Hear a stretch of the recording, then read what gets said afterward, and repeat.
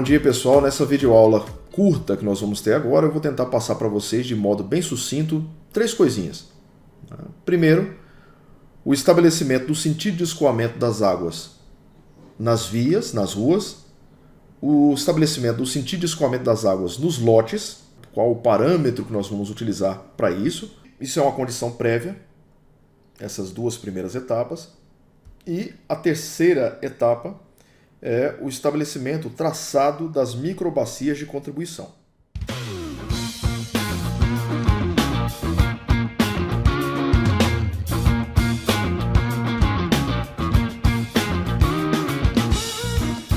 Não dá para traçar microbacias de contribuição sem antes ter estabelecido o sentido de escoamento das águas nas ruas e nos lotes. Não tem como. Eu coloquei aqui um exemplo semi-pronto para eu poder explicar para vocês como se dá cada uma dessas etapas. Esse condomínio aqui é um condomínio aqui de Anápolis. Salvo engano, ele é o condomínio, acho que Belas Artes.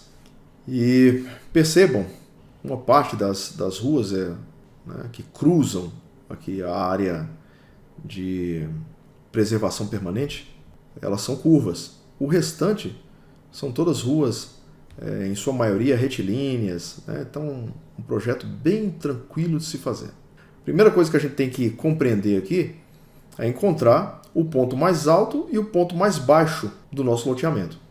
Logo de cara a gente vê, que aqui eu tenho uma área de preservação. Aqui, se eu for pegar essa curva de nível que está mais próxima da região de nascente, vamos ver qual que é essa curva de nível. Olha só, é a 95, tá vendo? Tá aqui, ó, curva de nível 95. Vamos pegar uma outra curva de nível aqui para cá, olha que legal, é a 90. Obviamente, o que isso está querendo me dizer? Que as minhas águas estão escoando daqui de baixo para cima do meu desenho, tá? Que a água não vai escoar de baixo para cima, a não ser que ela seja recalcada, tem uma bomba para isso, Mas aqui, em relação ao meu desenho, as águas estão escoando nesse sentido, de baixo para cima. Então, aqui eu tenho a parte mais baixa, e aqui tem a parte mais alta do loteamento. Tá? Aqui é a minha nascente. Essa distância aqui são os 50 metros que a legislação, que o Código Florestal exige que seja uma área de preservação permanente. Fora disso aqui, eu posso estabelecer o meu loteamento. Aqui eu tenho os 30 metros e aqui os 50 metros em relação à nascente. Tá bom? Então, feito isso, que o próprio Código Florestal nos exige, eu posso traçar aí estabelecer o meu loteamento. Aqui na parte mais baixa eu vou pegar as quadras número 2 e a número 1 como meus exemplos. Tudo que está aqui nesse layer vermelho são as divisórias dos meus lotes. Vamos estabelecer o seguinte: existem lotes que vão escoar para a rua, são aqueles lotes de frente, e tem os lotes de fundo que eles podem escoar tanto as suas águas, tanto para o lote da frente e daí para a rua, ou se não, escoar suas águas para a rua de trás. Olha o que acontece aqui. Aqui eu tenho curvas de nível mais altas e aqui eu tenho curvas de nível mais baixas. Então a água está escoando daqui para cá. Analisando cada lote, eu vou ver o seguinte: quantas curvas de nível passam por esse lote aqui? Eu vou ter daqui para frente até no fundo, eu tenho uma curva de nível, 1, 2, 3. São 3 curvas de nível que passam por aqui. Mas se eu fosse começar a contar a partir dessa, daqui para cá 1 metro, então 1 metro, daqui para cá 2 metros e mais um pouquinho. Então, juntando esse pedacinho aqui mais esse pedacinho aqui da frente, nós teríamos aí cerca de 2,5 metros. Então a gente vai estabelecer como padrão, toda vez que houver uma diferença de altura entre a frente e o fundo do lote de no máximo 2,5 metros, ou seja, não pode ultrapassar 2,5 metros, tem que ser igual ou menor a isso, ou menor que isso. Então, mas se ficar nesse valor, eu posso fazer com que as águas escoem para a rua, independente dessas curvas de nível estarem menores ao fundo, ou menores à frente. Porque se elas estiverem decrescendo para frente do lote, obviamente essas águas vão escoar para a rua. Tá?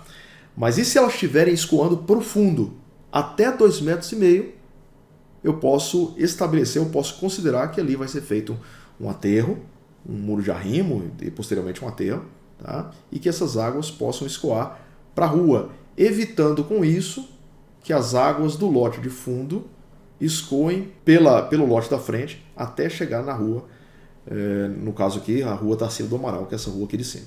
A nossa legislação, o Código Civil, permite, né, que os lotes de fundo escoem as suas águas pluviais pelo lote da frente. Só que não deixa de ser algo incômodo, né?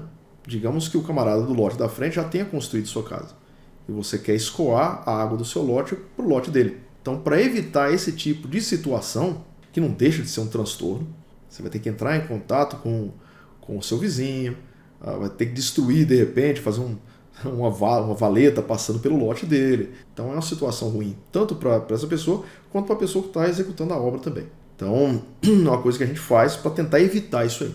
Até 2,5 metros de diferença entre a frente e o fundo, eu coloco as águas escoando para a frente, né? Ou seja, para a rua frontal ao lote.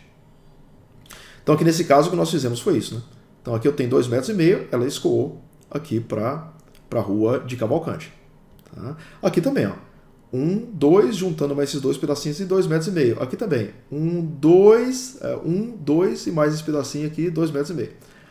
Agora aqui já não, ó. 1 metro, 2 metros, passou de 2,5 metros já. Aqui já está dando 2,60 metros e juntando com esse pedacinho aqui vai dar quase 3 metros. Então aqui nesse caso, empurramos para a rua de cima, que é a rua Tarsila do Amaral. Então essa análise ela deve ser feita lote por lote. Não há como fazer uma coisa no combo, tá ok? O condomínio tem 1.000 lotes. Pois é, meu camarada, você vai fazer isso aí para cada lote, não tem como fugir. Mas tem um software, hoje em dia, que a gente estabelece os parâmetros, ele gera isso tudo de uma vez. Que ótimo, que ótimo. Quando você for formado, quiser comprar um software desse aí, você vai lá e compra e facilita o seu serviço, eu até apoio. Só que o software ele funciona através de um algoritmo. E esse algoritmo ele foi estabelecido, né, tendo por base o conhecimento básico de drenagem urbana, que é esse conhecimento que vocês têm que absorver. Esse conhecimento está por trás, né, do algoritmo que foi criado por esse software. Então, se você não entendeu o algoritmo, se você não entendeu a base, o que vem antes, não adianta que você vai ficar escravo do software. Se o software der problema um dia, você não vai conseguir fazer nada à mão. Então, cuidado com isso. Eu deixei aqui o exemplo, a análise de todos os lotes dessa quadra número 2 e de todos os lotes da quadra número 1. Ótimo. Aqui eu tenho um exemplo na rua Tarsila do Amaral do escoamento das águas na via. Essas águas vão escoar dos lotes para as vias e das vias elas vão partir para algum lugar. Então a primeira coisa que eu vou fazer aqui é identificar quais as curvas de nível que estão passando por essa rua. Então se eu estou observando a rua Tarsila do Amaral, eu vou identificar que por ela estão passando essa curva de nível, essa outra aqui.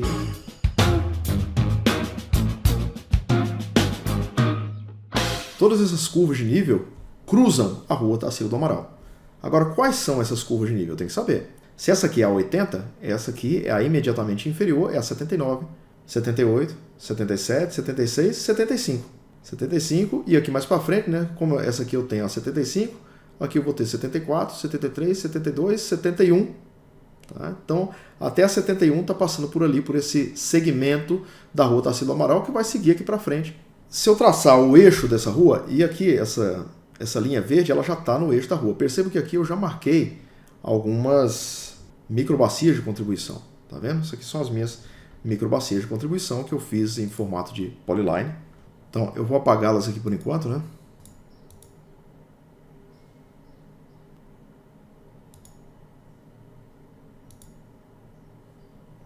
Perfeito.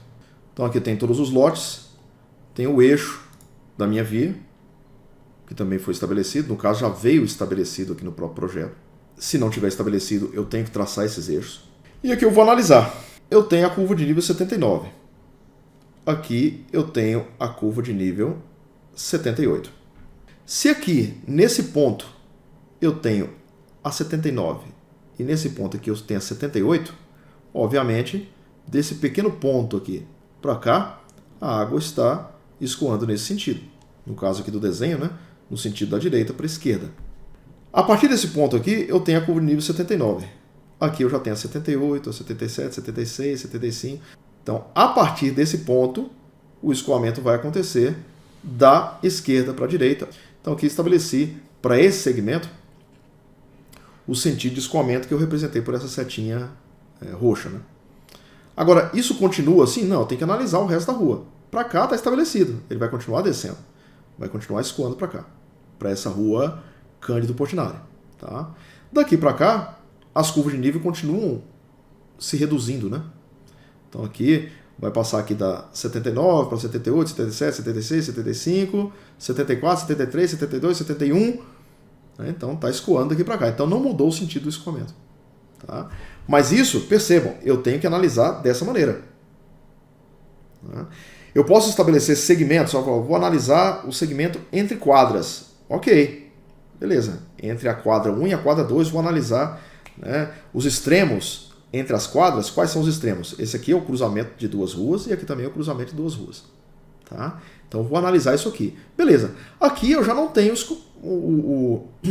essa questão do segmento entre quadras. Por quê? Eu não tenho quadra aqui, tem área verde.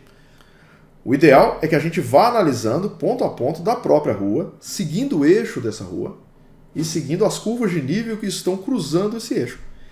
Então, esse que é o ideal. É o jeito mais simples de se fazer, de se estabelecer sentidos de escoamento. Tá bom? Isso estando pronto, já é a condição prévia para que eu possa estabelecer as minhas microbacias. Então, vamos partir do conceito de microbacia, então. E o conceito de microbacia, ele pressupõe o entendimento do conceito de bacia hidrográfica.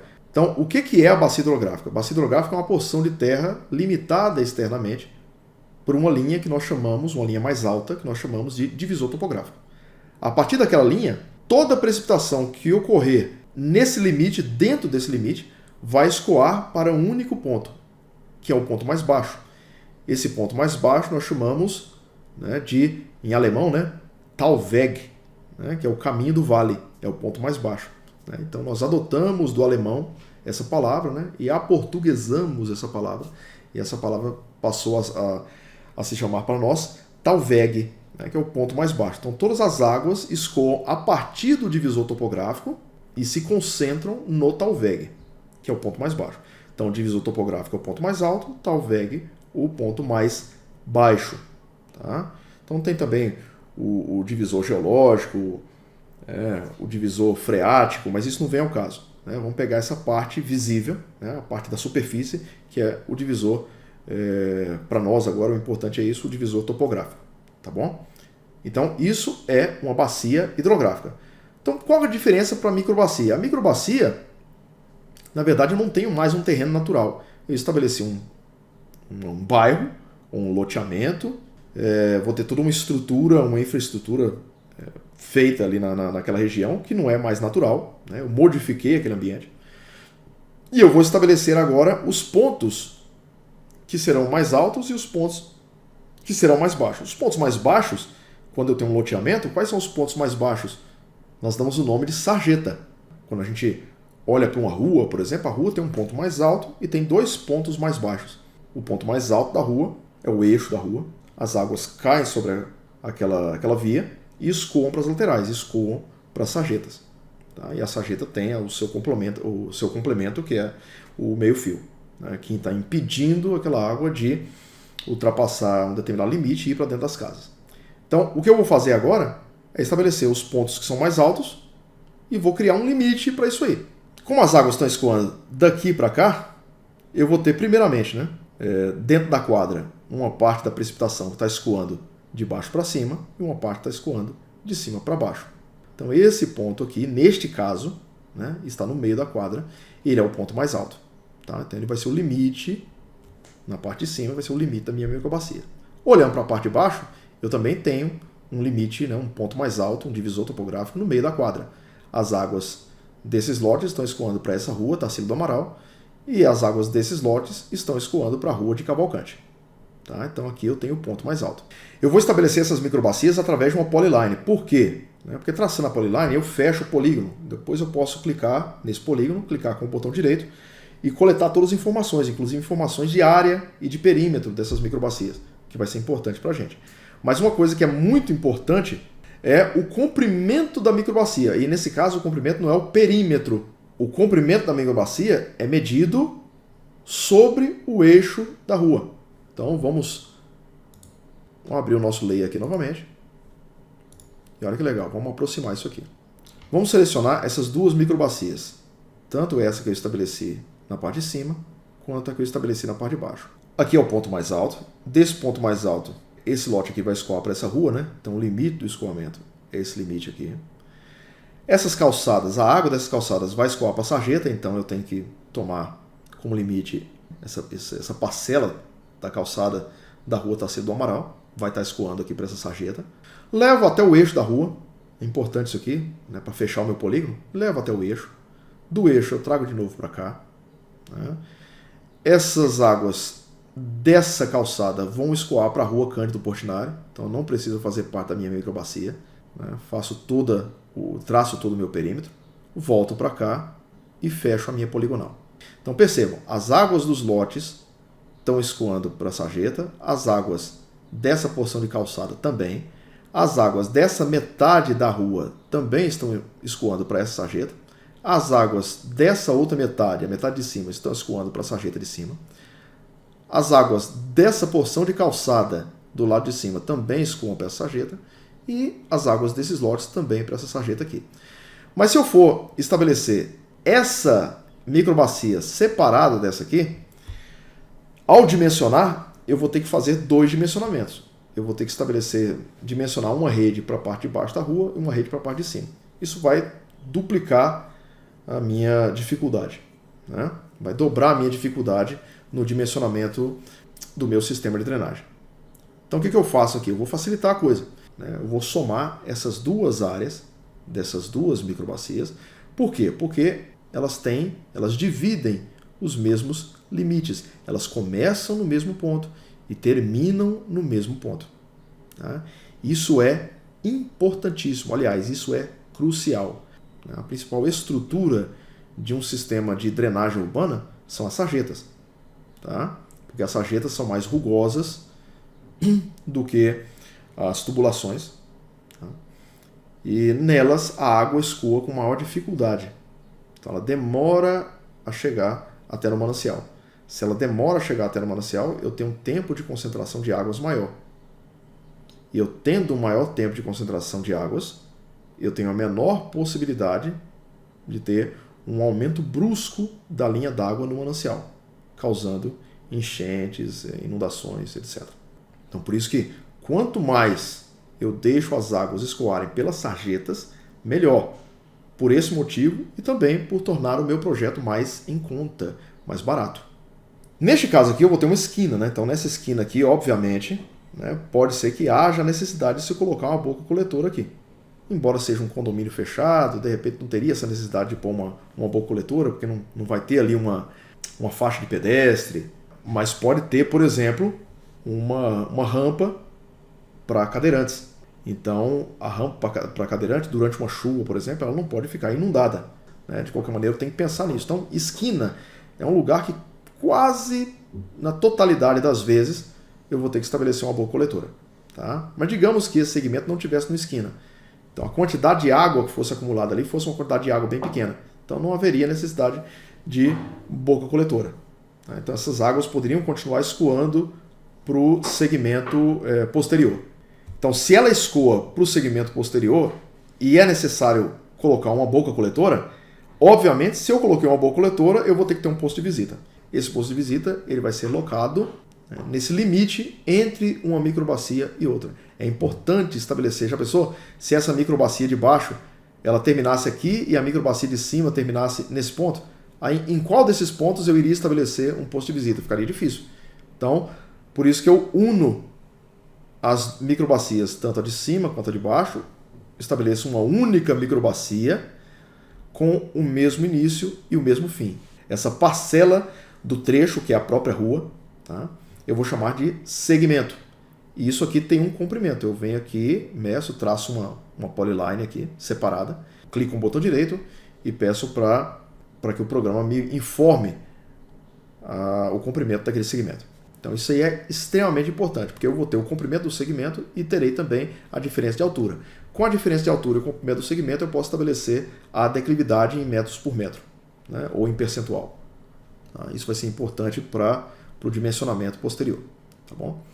Então percebam, né, como que são traçadas as microbacias. Aqui eu coloquei outros exemplos, né, tem outras microbacias que eu tracei aqui, tá vendo? Essa aqui, né, essas aqui também, né? E sempre levando até nos extremos, né, onde eu tenho encontro entre ruas, sempre levando até o eixo das ruas. Então fica uma poligonal irregular. Uma outra coisa que é importante saber é o seguinte: esse limite, esse comprimento desse segmento, ele tem algum limite? Nós estabelecemos um limite de quanto? De 50 metros. Poxa, professor, mas a minha microbacia ela ficou com menos de 50 metros. Ficou com 45. Ela tem que ficar precisamente com 50 metros? Não. Ela pode passar um pouco disso aí. Não tem problema. Só que, se ela ficar muito pequena, eu vou aumentar a possibilidade de localização de postos de visita. Ou seja, eu vou acabar colocando mais postos de visita naqueles locais. Isso e bocas coletoras também. Isso vai encarecer, vai aumentar o custo do meu projeto. Então não é bom. Então eu estabeleço um limite de 50 metros. Ficou um pouco acima, ficou um pouco abaixo, não tem problema. Agora, existe um limite mínimo? Não, o limite mínimo não tem. Tá? Mas o limite máximo tem. Você não pode passar de 100 metros. E por que isso? Porque as equipes da prefeitura, elas geralmente são responsáveis pela desobstrução dessas tubulações. Vem uma equipe com um caminhão, né? Esse caminhão tem um mangote, e esse mangote ele não vai passar de 100 metros. Alguns caminhões, por exemplo, esse mangote ele vai até 30. Tá? Então, se você introduz esse mangote, né, através de um posto de visita, o cara entra no posto de visita, introduz o mangote na tubulação, ele chega até 30 metros. Se ele for pelo outro lado, ele pode alcançar também mais 30 metros. Se o caminhão tem 100 metros de mangote, então fica mais tranquilo, mas nem sempre isso é possível. É necessário fazer um briefing antes, inclusive, né? Mas a gente estabelece assim, 50 metros, que fica um valor médio, né? E não pode passar de 100, porque se passar de 100 não tem jeito, não há caminhão que vai conseguir fazer essa desobstrução. Esses limites, essas linhas limites, como essa aqui, por exemplo, elas precisam passar exatamente na divisória dos lotes? Não. Essa aqui, por exemplo, não passa na divisória dos lotes. Uma coisa que nós vamos ter que nos preocupar mais na frente, e quando nós formos locar as bocas coletoras, é que uma boca coletora ela não pode ficar no meio do lote. Né? Eu tenho um lote e a boca coletora fica no meio dele. Né? Não pode. Porque de repente eu vou estabelecer uma garagem ali, e o carro vai entrar, ele vai passar por cima dessa boca coletora. Né? Se for uma boca de leão, né? Aquelas com a grade de ferro, né?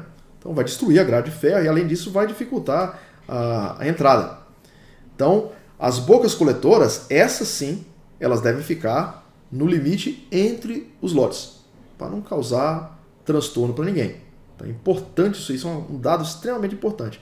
E por isso que nós estabelecemos os lotes, os limites dos lotes previamente, para que na hora que forem locadas essas bocas coletoras, elas fiquem no limite entre os lotes, para não causar transtorno para nenhum dos lotes laterais. Tudo bem? Então, posto isso, acho que é isso que eu queria passar aqui para vocês.